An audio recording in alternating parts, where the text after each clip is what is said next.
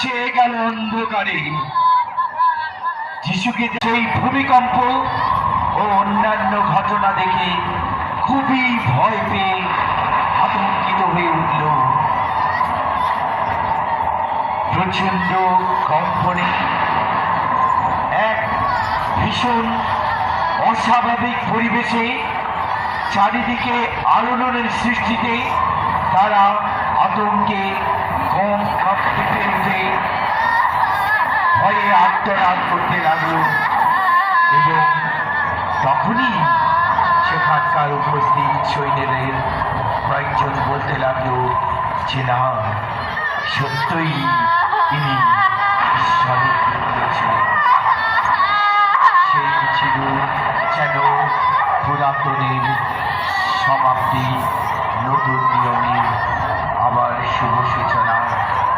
প্রিয় যিশু প্রাণ ত্যাগ করলেন, সে ছিল এক অভাবনীয় পরিবেশ, এক অস্বাভাবিক পরিস্থিতির মধ্যে যেন আকাশ পাতাল মতো সমস্তটাই যেন কম্পনে আর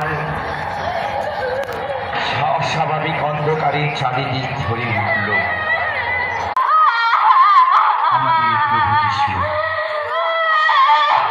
সেইভাবে সেই মুহূর্তে আর তখনই সেখান থেকে বেরিয়ে এলো শুধু রক্ত আর জল।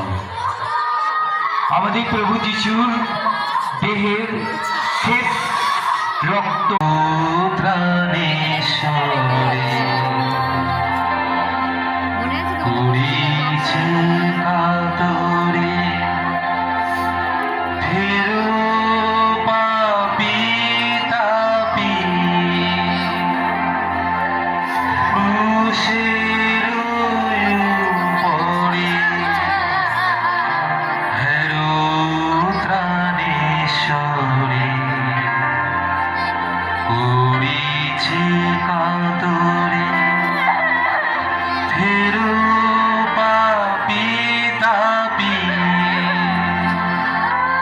হয়ে স্বর্গের রাজা, কেন এত সাজা?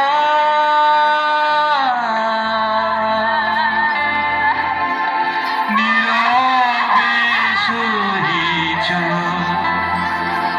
যেন